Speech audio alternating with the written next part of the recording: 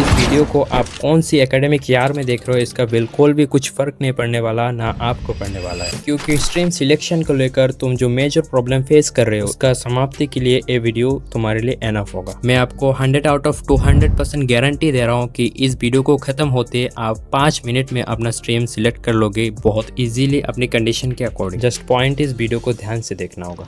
I am confused about my stream selection. How can I choose right stream according my condition? This is your problem. And चलो इसका answer देखते हैं। इससे पहले मैं आप लोगों को बता दूं, मैंने अपना स्ट्रीम सिलेक्शन को लेकर ऐसे ही कंफ्यूज था, इसलिए मैंने आप लोगों की कंडीशन को समझ के एक खतरनाक सा स्क्रिप्ट लिखा है। मैं उस स्क्रिप्ट में 4 स्ट्रेटेजी को इंक्लूड किया है जिसके थ्रू मैंने अपना स्ट्रीम को सिलेक्ट किया है अपना कंडीशन के अकॉर्डिंग। एंड अगर आपको जानना है कि मैंने कौन सा स्ट्रीम सिलेक्ट किया, क्यों किया एंड कौन सी प्रॉब्लम मुझे फेस करना पड़ा उस कंडीशन में, तो वीडियो को एंड तक ज़रूर देखना। तो या अब आते हैं मेन मुद्दे पे। सब्जेक्ट सिलेक्शन की रिलेटेड तो कंडीशन देख लेते हैं। पहला, कंडीशन का मतलब है आपका रहने की जिस सब्जेक्ट पे तुम्हें ज़्यादा नंबर आते हैं, ज़्यादा नंबर मिलते हैं, उस सब्जेक्ट को तुम सिलेक्ट करो, और जिस सब्जेक्ट पे तुम्हें सबसे कम नंबर मिलते हैं उस सब्जेक्ट को तुम अवॉइड करो। एज ए स्टूडेंट मैं इस मेथड को सबसे घटिया मेथड में काउंट करूँगा, बट ये मेथड बैक बेंचर कैटेगरी के लोगों के लिए बहुत स्प्रीशियस है। उन लोगों के लिए एक बिग अपॉर्चुनिटी है ये, जो उन लोगों को बस नंबर लाना है, बस सही तरीके से पास हो जाऊं बस ऐसी कंडीशन में। और एवरेज और टॉपर कैटेगरी के लोगों के लिए ये मेथड मुझे नहीं लगता कि इतना खास है। और एवरेज के लिए, एवरेज में कुछ ऐसे भी बच्चे होते हैं जिन्हें ऐसा कंडीशन चाहिए होता है जो कि मतलब अच्छे नंबर से पास हो जाए, कुछ ऐसा होता है। बट मेरा मानना है कि ज़्यादातर लोग तो इसे अवॉइड ही करते हैं मेरे जैसा। और बाकी तुम अपना ओपिनियन कमेंट पे शेयर कर सकते हो। एंड अब बढ़ते हैं दूसरा कंडीशन पे, इसे थोड़ा ध्यान से सुनना। कंडीशन का मतलब ये है कि तुम्हारा चॉइस क्या है। अब कुछ लोग ऐसा भी बोलेंगे कि इसमें और उस कंडीशन में फ़र्क क्या है, दोनों तो सेम ही है। मैं एक बार कहूँगा, प्लीज़ एक बार वीडियो को पॉज करो और देखो, दोनों बिल्कुल ही डिफरेंट है। यस ब्रो, यू कैन जज। अब तुम डिसाइड करो कि तुम्हारा चॉइस क्या है। तुम खुद से सवाल करो कि तुम्हें कौन सा सब्जेक्ट पढ़ने में ज़्यादा अच्छा लगता है। उस सब्जेक्ट पे मत देखो जिसमें तुम्हें ज़्यादा नंबर आते हैं, चॉइस को देखो, चॉइस को फर्स्ट। अभी से लेके तुम एक एक चीज़ें नोट कर सकते हो, क्योंकि तुम स्पेशली आने वाली सारी चीज़ों के लिए इस वीडियो पे आए हो।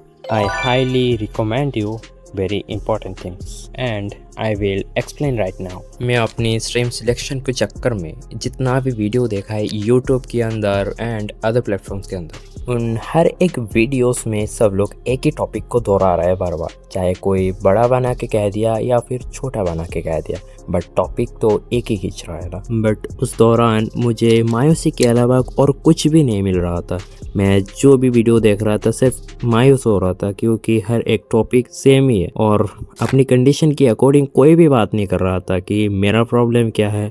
ऐसा कोई सोचता भी नहीं है। मैंने जितना भी वीडियो देखा है उनकी बात कर रहा हूँ मैं। और मैं अपना कंडीशन की बात करूँ तो मुझे नंबर मिलता है किसी और सब्जेक्ट पे और मेरा पसंदीदा चैप्टर कोई और है, तो उस कंडीशन में मुझे बहुत सारा डिफिकल्टीज को फेस करना पड़ा। एंड इवन उस सिचुएशन में मेरे सामने मेरी चॉइस में भी कुछ मुसीबतें मुँह उठा के खड़ा हो गया था। एंड सच में उस समय मुझे बहुत स्ट्रगल करना पड़ा कि मुझे असल में करना क्या चाहिए, कौन सा मेरे लिए बेस्ट रहेगा।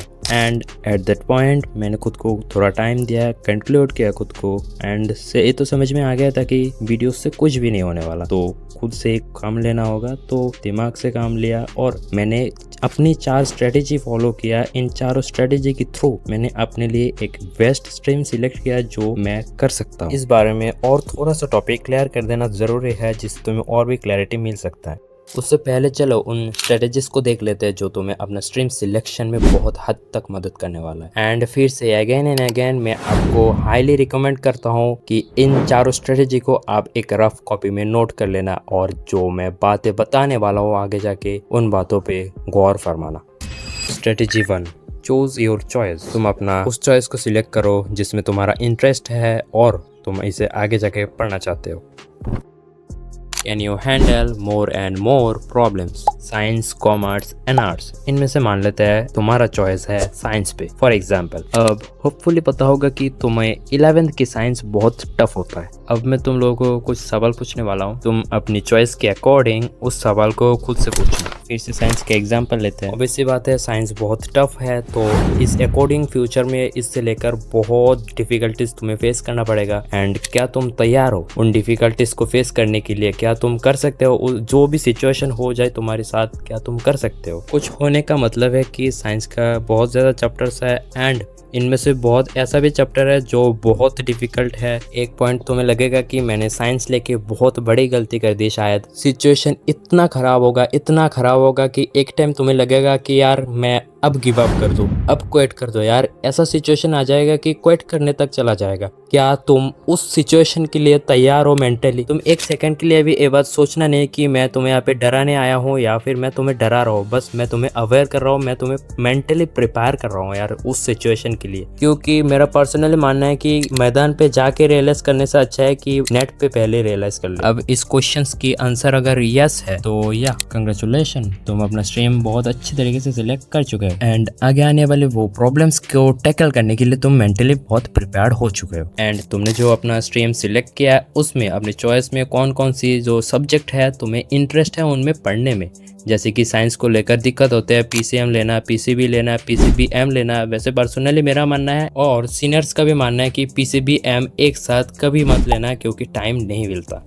स्ट्रेटेजी 3, ये स्ट्रेटेजी भी वही कहता है कि तुम अपनी पसंदीदा चैप्टर्स को सिलेक्ट करो, ना कि किसी और की कहने से तुम कुछ और ले लो, क्योंकि आने वाले दिनों पे फ्यूचर में तुम्हें बहुत दिक्कत फेस करना पड़ सकता है इसको लेकर। इसलिए ध्यान से feel confident with that subject जो तुमने सिलेक्ट किया है। क्या तुम्हें फुल कॉन्फिडेंट है कि मैंने जो भी सब्जेक्ट सिलेक्ट किया, जो भी स्ट्रीम सिलेक्ट किया है उसको लेकर मैं फुल कॉन्फिडेंट हूँ एंड आगे आने वाले सिचुएशन में कुछ भी हो जाए मैं उसको टैकल करने के लिए फुल्ली तैयार हूँ, मेंटली प्रिपेयर्ड हूँ? आने दो बस, यस या नो।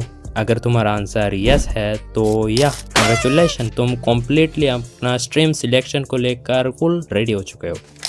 तो या मैं आप लोगों को मैंने कौन सा स्ट्रीम लिया है इसके बारे में अभी बता रहा हूँ। इससे पहले देखो यार बारिश हो चुका है अभी, तो इसलिए थोड़ा साउंड भी आ रहा है, देखो।